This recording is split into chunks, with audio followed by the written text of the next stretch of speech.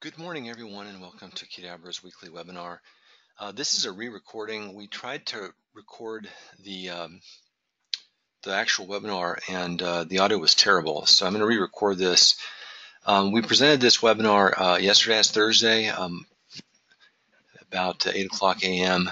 Pacific time, and our goal in the webinar was to show you some best practices looking at an actual real-world form that we use, and to talk about the things we've done in that form that are best practices. For example, how to make it performant, how to show status to the user, and integrate with external data connections.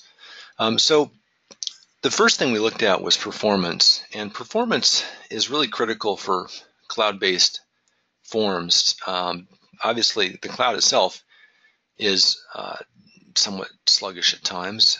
You can take 3 to 5 seconds to open pages that have a lot of data. We want to make our forms work just like a electric Tesla here. So we're going to take a look at a quick form here. We have a form that we've developed that takes leave request information for every week of the calendar year for a school. And you can see that this is a simplified version of that form. We've taken out this large table that allows the teachers to specify a day when they're going to be on vacation or having a holiday. And you can see there's a noticeable lag when I select one of these items. There's about a 2-second, 3-second lag when I select one of these drop downs, and that's not very good. You typically want no lag at all, no delay between these fields. So let's take a look at another example where there is a better experience. And here we've implemented a technique using buttons that just toggle in between these different values. And you can see that it's much more responsive than the first approach was. So let's see how we did that. We have 2 sample forms as part of the webinar this week. Actually, we have 3, but one of them is this performance demo form. This is the slow version of it with the drop downs. What InfoPath and the web browser do, what they do when you have a large table with drop downs, is they create a separate window control for every single drop down value. So we're looking at 5, I guess it's about 5 different settings here times 5 days of the week that they're working. 25 times the number of days in a number of weeks in the year, 52. So you're looking at about 1,300 different window controls on this page, and that's a lot. So this is the reason why this form is so slow, is because of the number of controls on the page. If we look at the version, that's the timesheet form.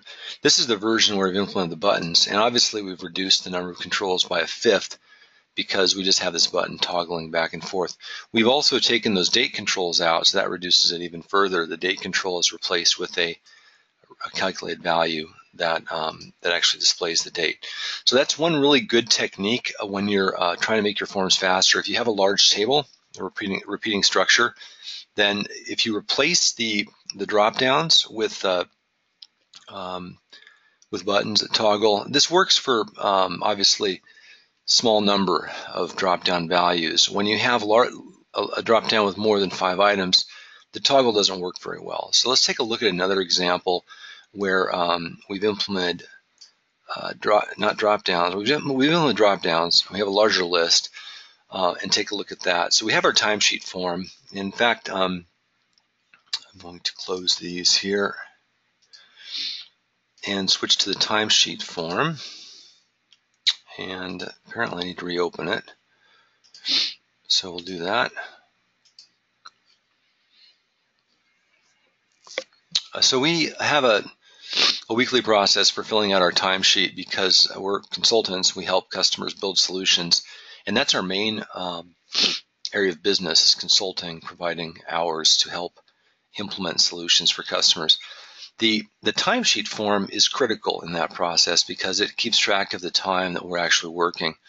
Now this form is taking quite a long time to load, and the reason for that is we haven't done performance modifications on the data connections, and we need to do that. Plus, I'm in Japan on a business trip accessing the server in Seattle, so there's a little bit of a lag due to that, but the main issue is the number of queries on open. There's a lot of stuff going on in this form, and this is the type of form that you open up once, fill it out during the day, and you don't close it. So for us right now, that lag is acceptable, although it's not good. We're going to fix it. But here's my timesheet from this week. You can see I've had a pretty light week. I'm trying to not work too hard while I'm in Japan. I've got one more week left, and I'll be flying home next Friday. And you can see that I've been adding values for this this week here, and the Friday today is when I'm doing this webinar re-recording. And I've added this value here for the webinar re-recording. And you can see I've got a drop down with lots of items in it. And this is actually a pretty complex form. This is the form that we're actually talking about today. This form allows me to select from my available tasks. It allows me to then enter time during the week, and then it summarizes it up above. So this is for this week. Obviously, I can hide and show these, collapse these sections. I'm going to be talking more about this form. But regarding the drop-down, this is an example where we can't use the toggle because we've got too many items, and the drop-down doesn't make sense to click through them all. So we want to allow them to have a drop-down. But here we've got a form that has a lot of different. You can see all my time from the week here. It has a lot of different. It's a large repeating structure. It's actually a repeating section of a repeating table. So there's quite a few entries, and you can see that this is still quite performant. I can select something else, and it quickly returns the value, and I can select a subtask for that project. So let's try that one more time here. Going back to webinar and selecting the deliver the re-recording here. Now, the reason why we're able to do this quickly is because, if you can see, we've actually hidden the other rows. The other rows are static, so they're not actually editable until you click on them. Now, I can click on this edit pencil icon on the right, or I can just click on the cell. And if I just click on the cell, it's going to automatically make that row active. So by only having one active row, we've reduced the number of window controls in this form, and therefore the form is relatively fast. It's performant enough, right? And you can see here that the clicking on the row is actually an interesting technique. I'm just going to assume that I need a little more time here for this. And you can see it automatically calculates the amount of hours and so on. And I can save my form up here, and it will update it. Okay, so let's take a look at the slides again. So the first technique is this performance tips with repeating structures. And these are some notes that one of our senior designers put together. Mel Clemente is one of our top form experts here, and she does a lot of performance work on her forms. And she put these tips together. So there's one of the tips is, of course, to reduce the number of items in the view, and that's what we showed with the calendar form by replacing those drop downs with the toggles. And then also, if we are using drop downs, then what we've shown is in the second example with the timesheet, where we're actually making those rows static, so that they're not active window controls. They're just data in the view. And that is good. That helps us to make the form work well, even when we have a lot of items in the drop-down. A third technique is paging. So paging is hiding and showing data based on a page number. So we have an example here. I just have an example from the last time I did the training class about a month ago, almost 2 months ago. And I'm just going to show you that example real quick because it's actually useful as well. I didn't show this in the webinar that was live, but I do make this usually part of my training class demos. So let's take a look at this example here in the preview. So this example has 26 rows in a table, and this obviously 26 rows is not going to be a performance issue. However, this shows the technique. So basically the technique is that we're paging between these items. And this works really well when you have hundreds and hundreds of items. This paging sample is kind of a contrived example. It's not actually an issue for this form in the preview. As you can see, it's relatively performant, even if I make the page size 26, which is the max. You can see that there's no performance lag at all.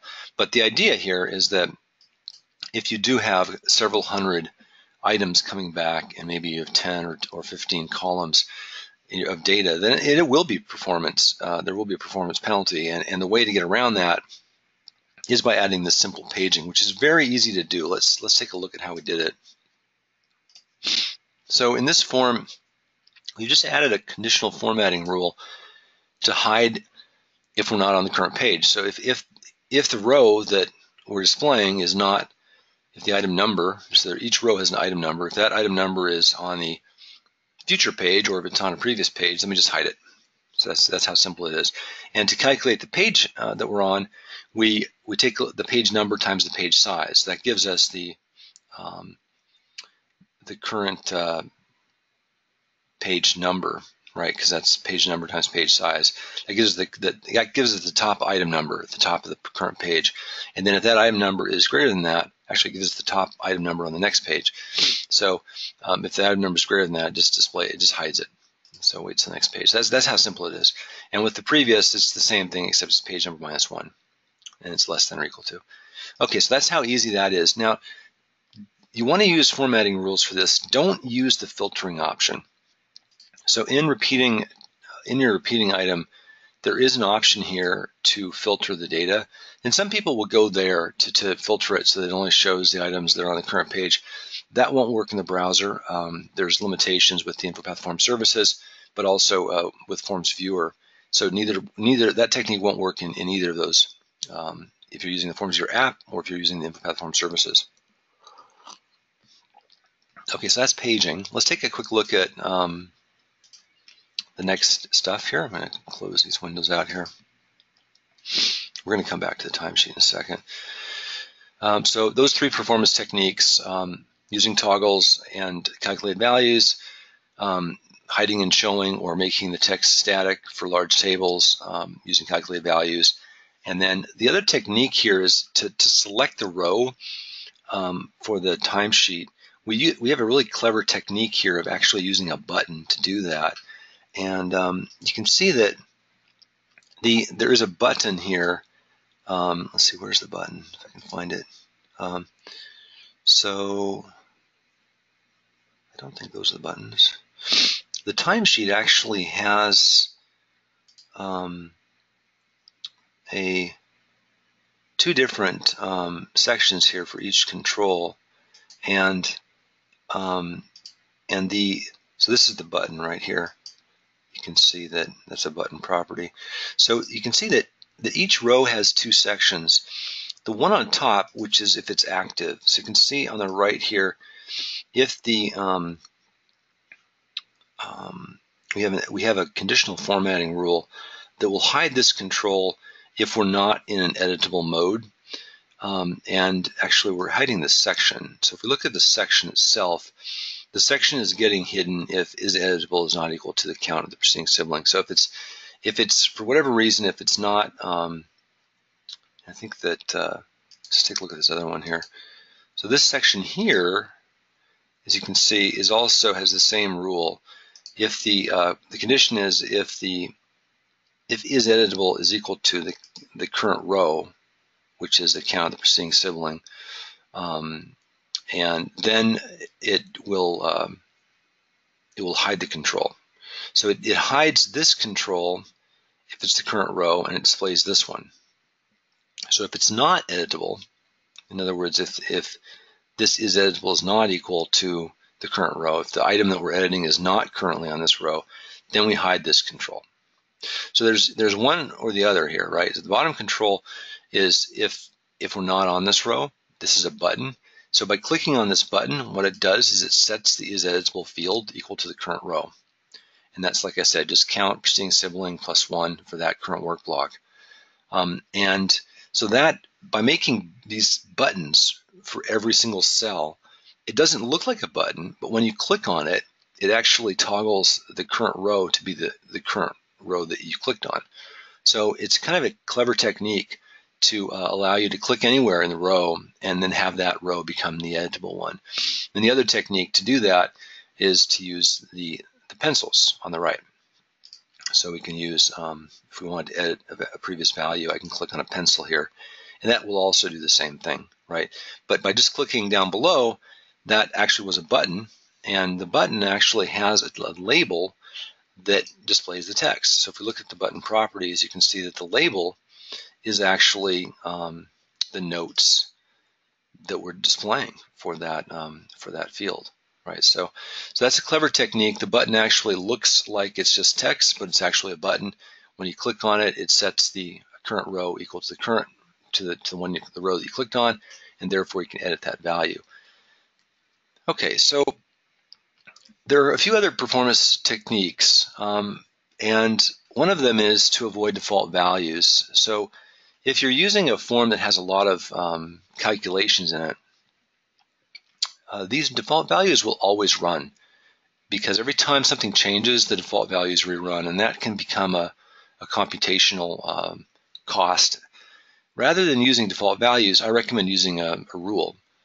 So it's pretty easy to look at a form with default values. Let's just open up a blank form and take a quick look.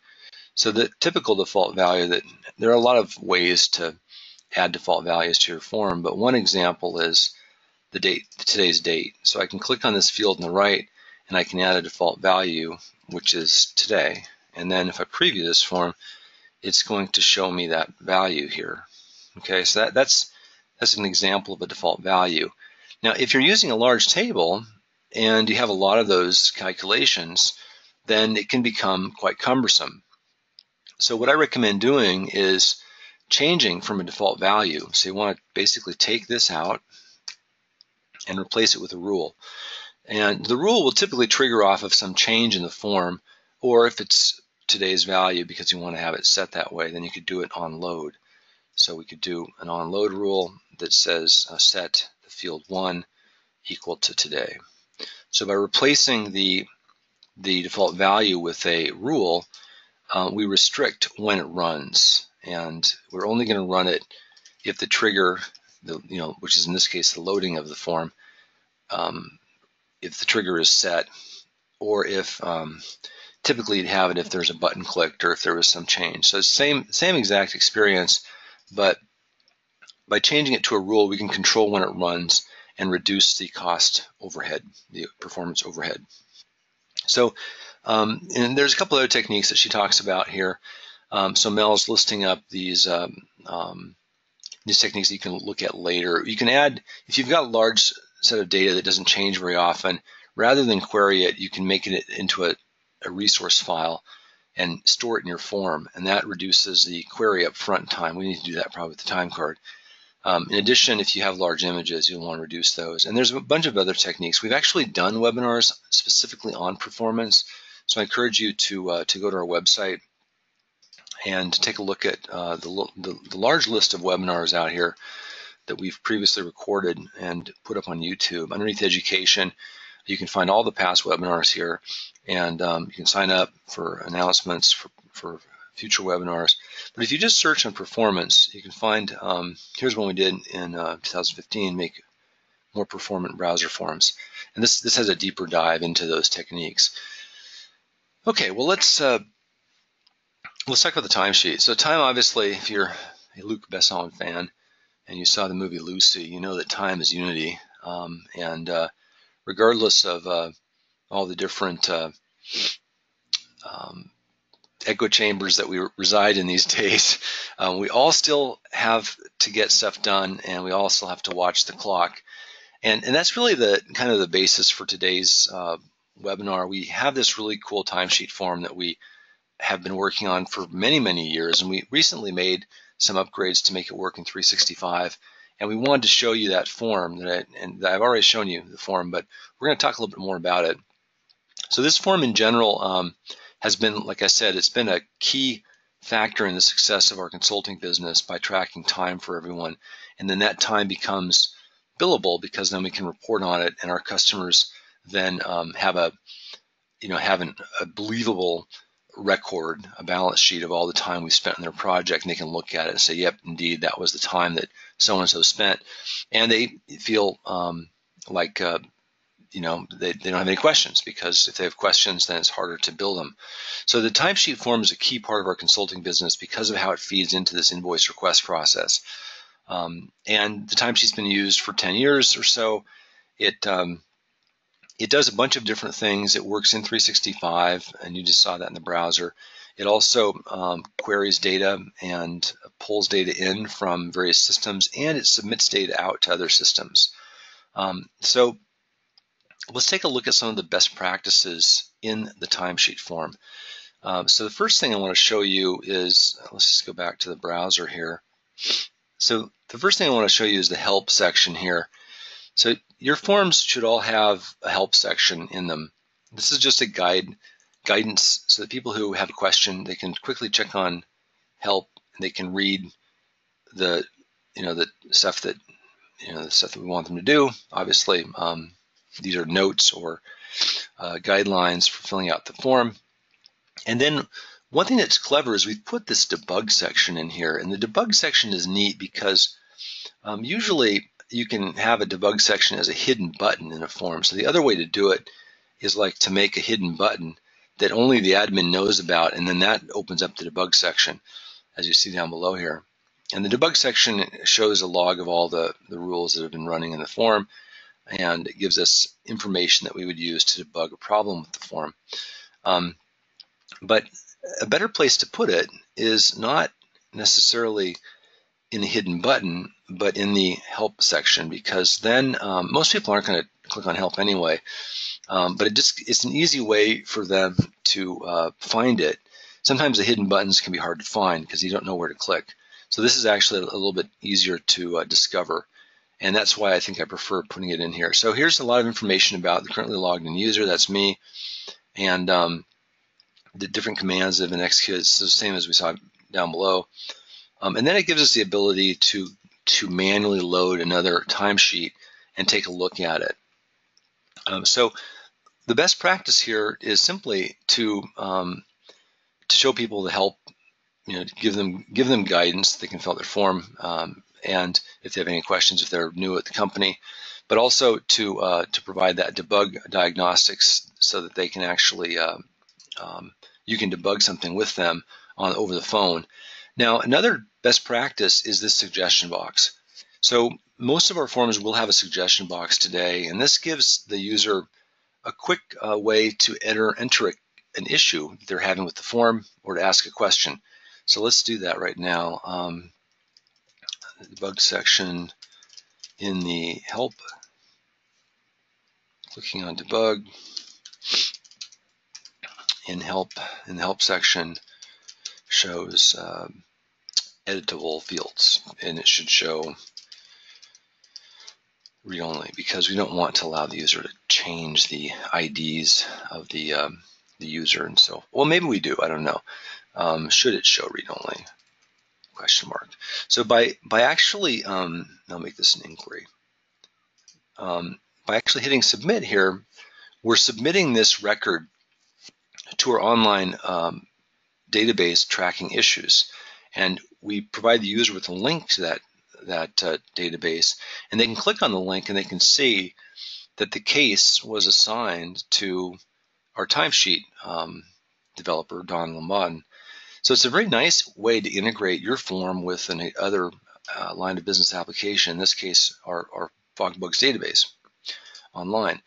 Just using JSON, it's very easy to integrate your forms with those third-party providers. We've done numerous webinars on showing integration with cloud-based systems. In fact, just back in September of this year, we showed how to connect to Google to do image recognition, and we did optical character recognition on images. We did a technique for showing how to connect to Kairos to do face recognition. That was on September 21st.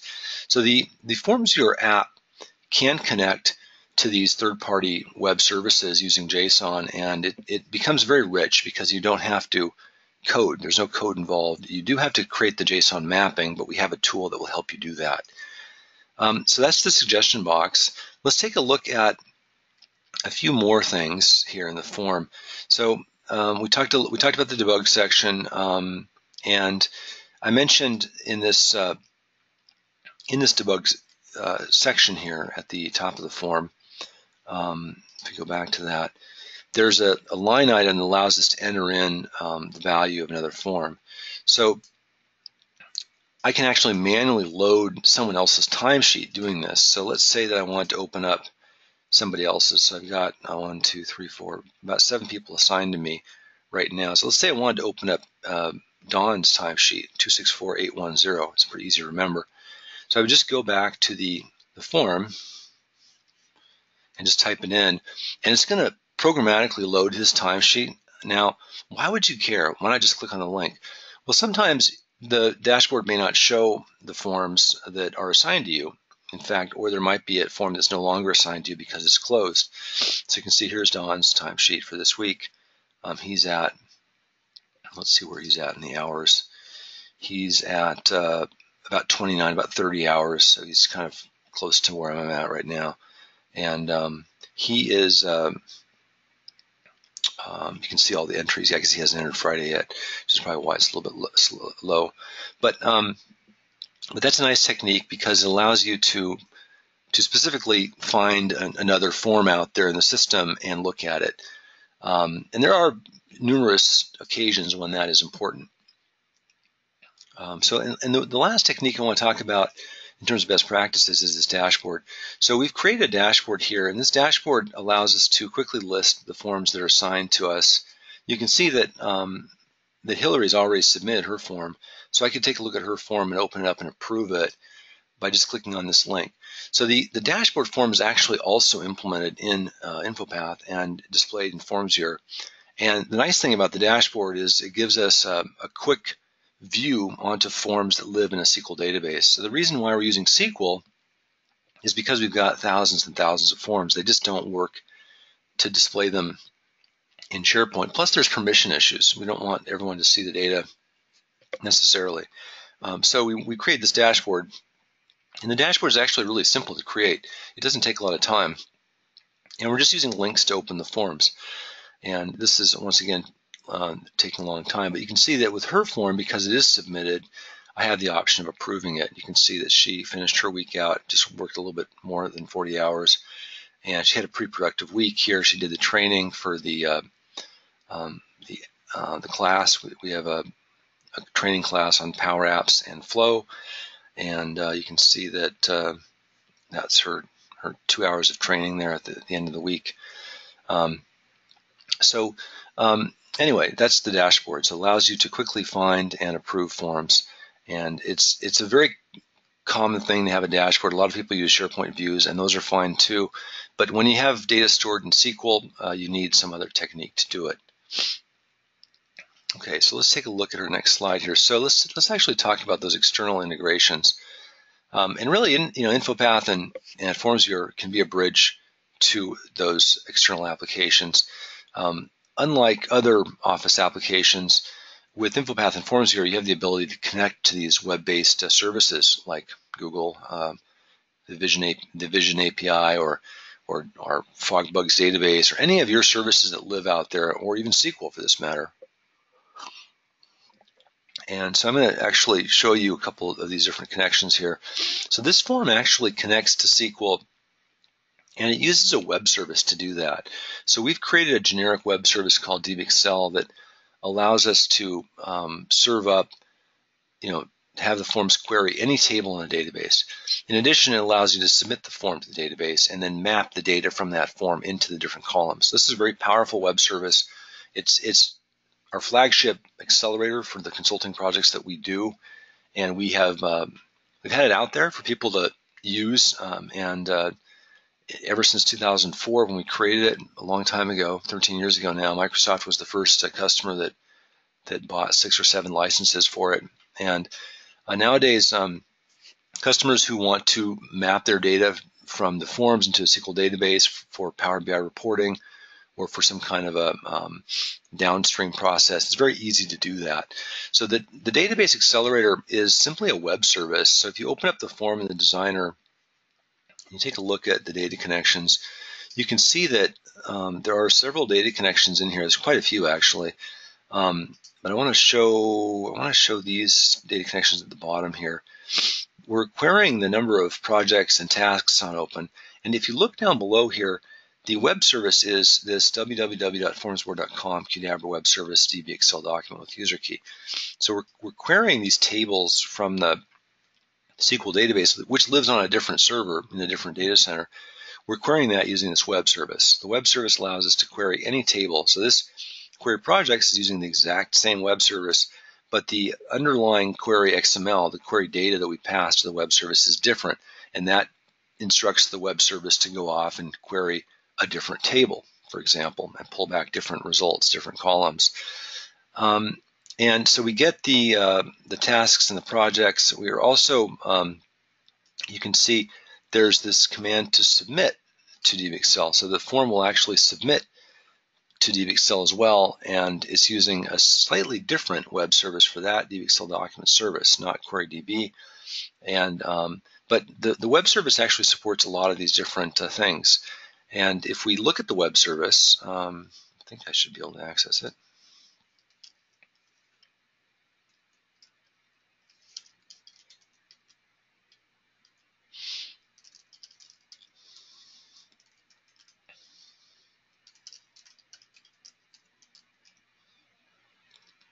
You can see that that this web service has a bunch of different web services underneath it. So it's actually a suite of web services.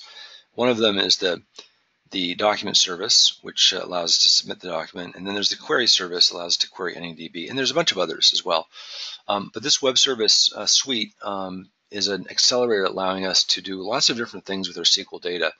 So it's very useful for these forms to be able to query without writing any code. So that's a benefit here, is there's no code at all. We're just specifying querying a web service, passing in various values to tell the web service what it is we want to query and return. And so that's how easy it is. And if we look at, for example, let's go to FormsViewer and let's actually create a new task. A good example of that is if I go back to the form, and let's see, I'm going to delete these here and go back to my form. And while I'm loading that, I'm going to switch to FormsViewer, and I'm going to actually add a task for me to, let's see, what will we do here? We'll add a task, and we'll pick a project. Just anything will do, but we'll pick something interesting. And now this is actually opening a task in the filler form. This is an old form that we haven't actually converted to the website yet, but in time we will. And I'm just going to pick here, you can see all the projects that we have here, and I'm just going to pick marketing, and I'm going to say send out newsletter.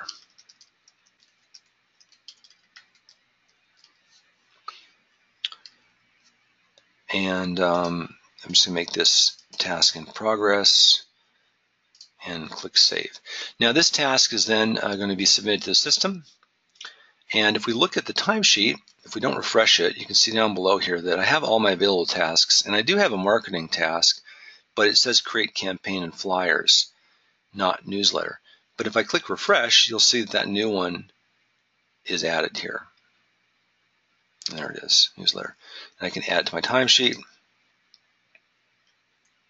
and then I can add the hours for it here. One of the nice things about this timesheet is it automatically copies the time from the previous entry over. And you can see that it's at the bottom here. We need to probably make this sorted. But there it is. So that's how easy it is to integrate, and it's live, so you can hit refresh and it'll automatically query the latest information. And that shows the integration with the SQL that's underneath FormsViewer, but also with And if I submit this form out, you'll see we can pull up the invoice request form. We can see changes made in the from the form. So it's basically back and forth integrated with our SQL database, and that's all done using these data connections and using these generic web services that are built into DBXL. Okay, so the form also submits to cloud-based app. Then it's actually submitting to FogBugs, and we showed that as part of the suggestion box. And the same thing is true here. Let's take a look at the form. The form is using a data connection to submit to it. And if we go up to that data connection here, you can see that we have the submit here.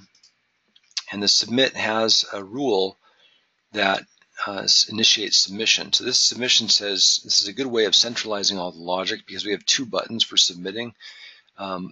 We don't copy the rules to each button. We have a centralized location where the rules are firing, and that's in the FogBugs logic here underneath the submit suggestion. So if we switch back to that, and you can see there's the FogBugs logic, and if we look at the actions,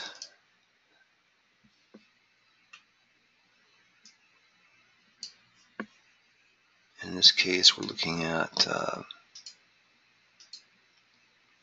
I'm trying to find the right value here. You can see here's where the actual logic runs that submits it, and what it's doing is it's building up the URL to submit to, and this is building up a FogBugs URL with the values from the form that we want to fill in, and then it's actually setting submit case equal to go, and that, I believe,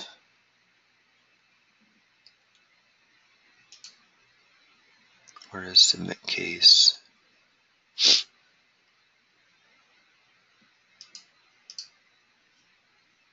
There's submit suggestion.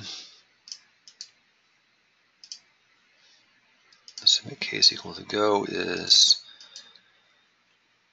underneath perform case submit, which is underneath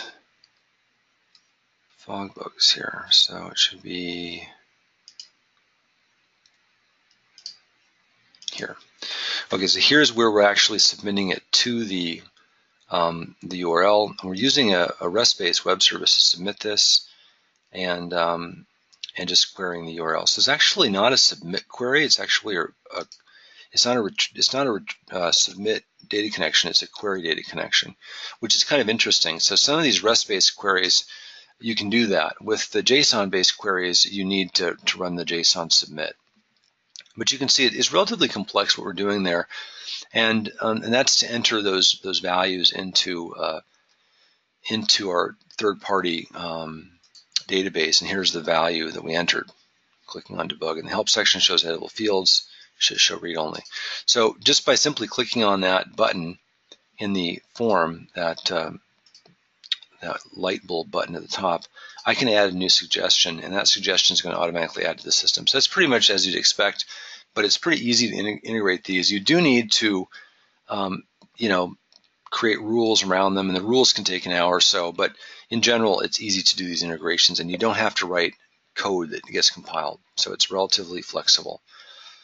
So these demos today we're showing are running in FormsViewer app. So FormsViewer is our replacement for InfoPath. It's been out for over 3 years now. We did a first demo of it 4 years ago this week, and it is meant to provide a path forward for everyone who has an existing investment into InfoPath.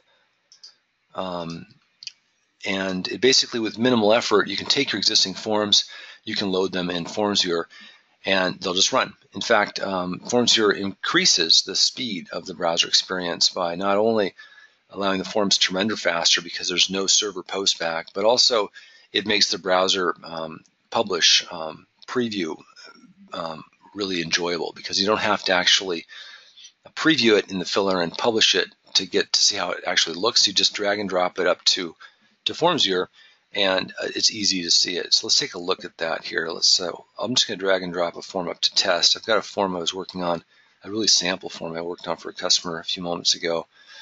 And this customer wanted to get the Saturday date for any day in the week. So for whatever, someone types in a date, they want to automatically get the Saturday for it. So if it's Monday or Wednesday, still want to return the Saturday. So we can actually go up to Manage Templates here in FormsViewer. So FormsViewer is an app that you install in 365, SharePoint, or in on-prem. And you can go up here and you can actually add a new, to publish your form, it's just as simple as typing in sample get weekday test.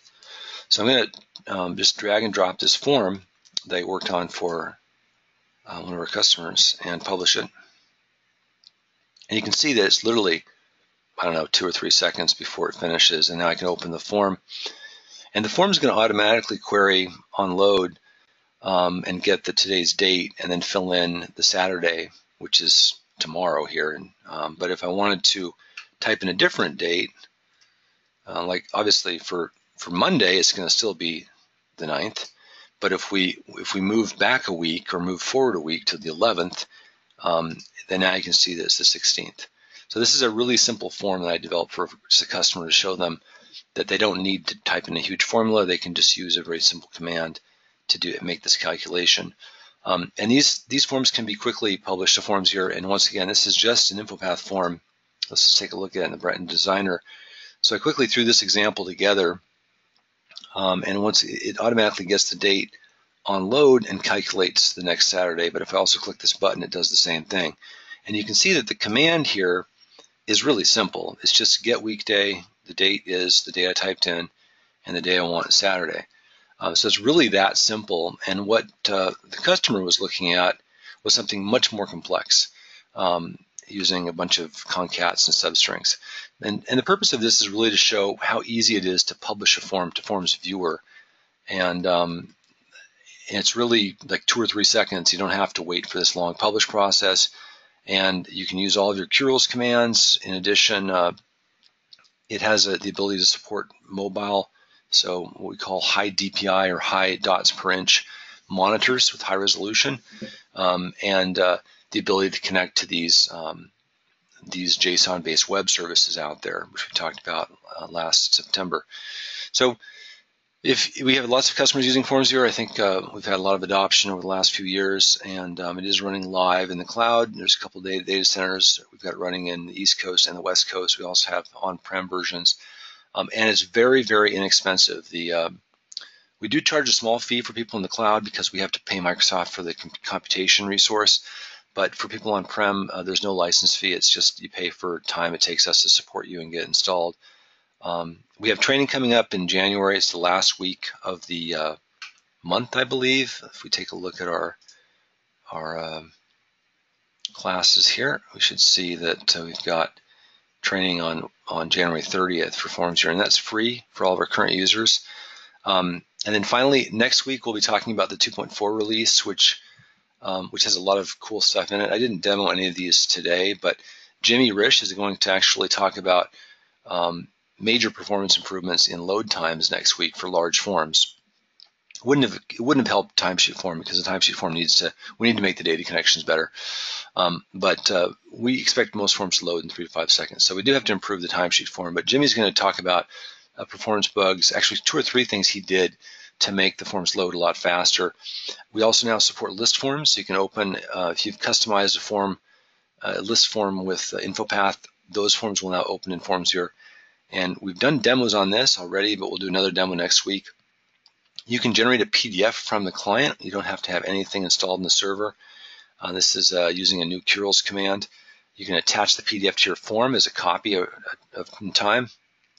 We've done a lot of improvements in the rich text based on feedback we had from one customer in particular, actually 2 customers, but one was very vocal, and we improved the rich text control to allow for formatting of tables, and then we're adding a new rule editor, so you can actually edit rules in the browser without going into the designer. Our goal long term is to replace all of the designer features, and hopefully by this time next year we've done that. The next thing that we're doing is looking at the data connections. So we have support now for mapping to lists, for editing rules, Next quarter, we'll work on support for changing the data connections, and then over the summer, we'll work on the layout, actually the ability to change the way it looks. So we're committed to making FormsViewer a complete solution for people who have InfoPath forms still out there today. And anyway, I look forward to having you here next week. Hope you can make it. And we did have a couple questions in the webinar yesterday, but I don't remember exactly what they were. Anyway, we'll get this new recording up on YouTube, and take a look at the package, which is a free download from our website if you're interested in looking at those samples that I showed. And I hope you all have a wonderful day. Thanks.